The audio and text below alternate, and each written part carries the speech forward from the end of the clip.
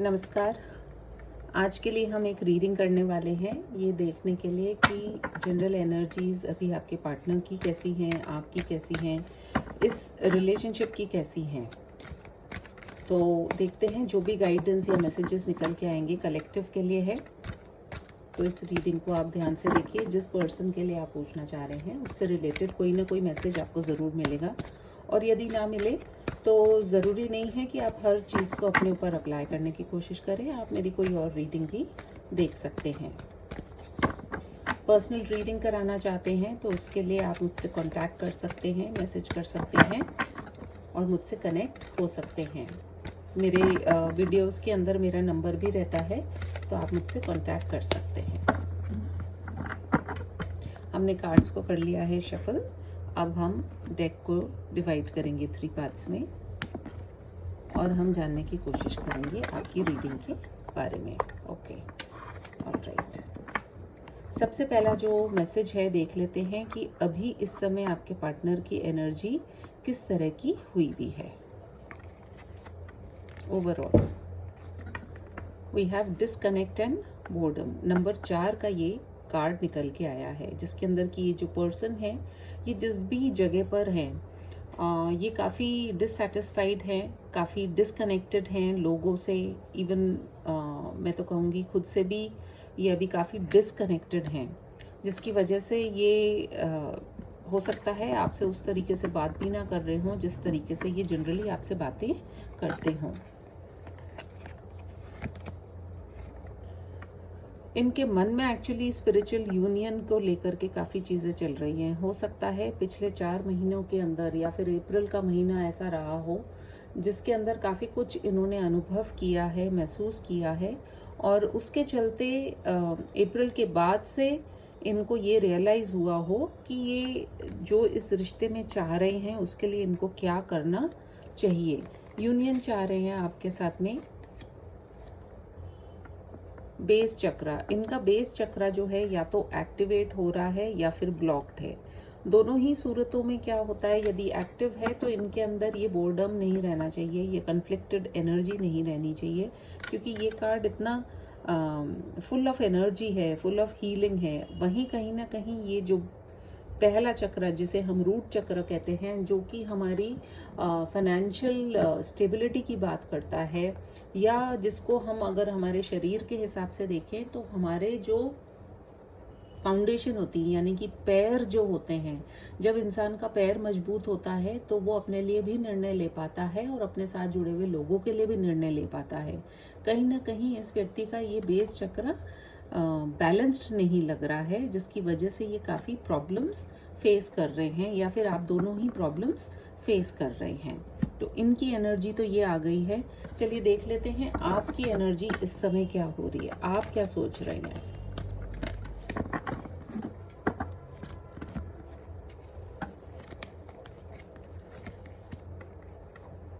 आपके पास नंबर 7 का कार्ड आया है, जो कि केतु का कार्ड है, जो कि ये बताता है कि आपको कहीं ना कहीं विजडम तो मिल ही रही है, आपको साइंस एंड सिंबल्स भी मिल रहे हैं। काफ़ी आप लोगों में से कुछ लोग ऐसे हो सकते हैं जो कि कुछ क्रिएटिव लाइन में भी होंगे, जो अपने ज़िंदगी के इस मुकाम पर पहुंचे हैं। यदि आप ध्यान से देखेंगे इस पर्सन को तो ये उस छोर पे आ पहुंचा है या पहुंची हैं जहां से इनको एक डायरेक्शन लेना है, लेकिन इनसे कहा यही जा रहा है कि चूज वाइजली।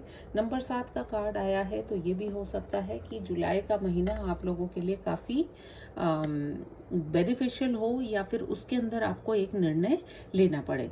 बहरहाल जो भी आप निर्णय लेंगे उसे आप सोच समझ करके लें, ऐसी आपको गाइडेंस दी जा रही है।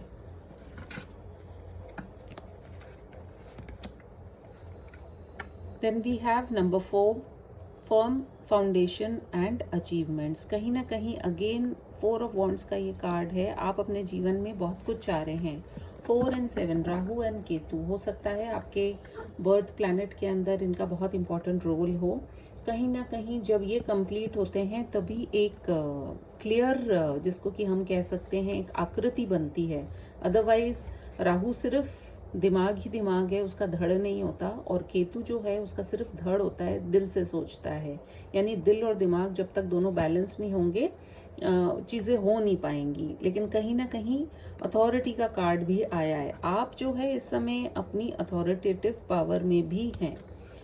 आप में से काफ़ी लोग ऐसे हो सकते हैं जो कि अप्रैल बॉर्न हो सकते हैं, या फिर आपकी डेट ऑफ बर्थ जो है 4 नंबर उसका टोटल भी हो सकता है। कहीं ना कहीं मुझे ये चीज़ें दिखाई दे रही हैं। बट जो भी हो, आपके इस रिलेशनशिप के अंदर अभी 144 का नंबर आ गया है, जो कि एक बहुत ही एंजेलिक नंबर को रिप्रेजेंट करता है, और काफ़ी एक ऐसे कनेक्शन को दिखाता है जिसके अंदर काफ़ी कुछ आप दोनों मैनिफेस्ट कर रहे हैं। अगर ओवरऑल एनर्जी को हम देखेंगे तो बिलो द डक एनर्जी निकल के आई है, पार्टनरशिप एंड अलायंसेस। आने वाले नेक्स्ट 3 डेज या 3 वीक्स या 3 मंथ्स जो है आप लोगों के लिए काफ़ी इम्पोर्टेंट हो सकते हैं, इस रिश्ते के लिए काफ़ी इम्पोर्टेंट हो सकते हैं। ज़रूरत है एक दूसरे को समझने की। जो भी निर्णय लें वो सोच समझ करके लें, जिससे कि आपके आने वाले टाइम के अंदर आप काफ़ी कुछ जो चाह रहे हैं उसको आप मैनिफेस्ट भी कर सकें। ये ओवरऑल एनर्जी निकल के आई है। हमने बोला ही था कि देखते हैं ओवरऑल एनर्जी में भी क्या चीज़ निकल के आएगी। तो एक दूसरे का साथ देने की बात करी जा रही है।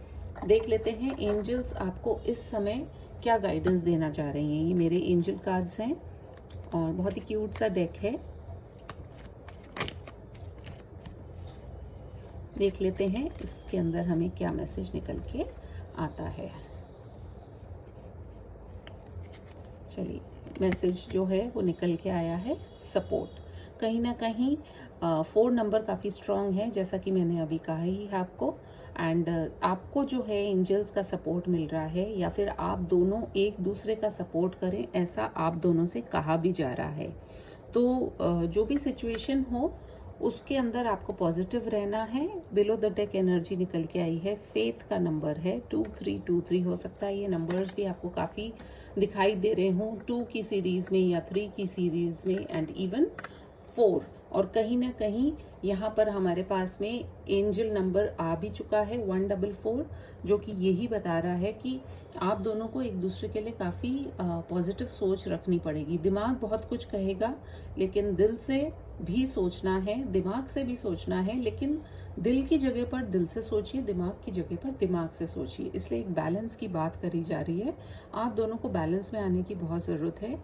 आप दोनों कहीं ना कहीं एक दूसरे से जो चाह रहे हैं उसके अंदर पॉसिबिलिटीज़ पूरी हैं, पर ज़रूरत है थोड़ा सा पॉजिटिव रहने की, थोड़ा सा फेथ रखने की, और अपने आप को पॉजिटिव एफर्मेशंस देने की।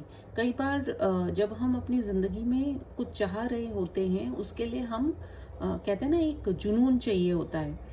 वो जुनून की जब कमी हो जाती है तो हम अक्सर अपने आप को काफ़ी अकेला महसूस करते हैं या हेल्पलेस महसूस करते हैं। हमें समझ नहीं आता है कि हमें क्या करना चाहिए, क्या नहीं करना चाहिए। इसलिए अपने माइंड को जो है हमेशा पॉजिटिव ही एफर्मेशंस देने चाहिए।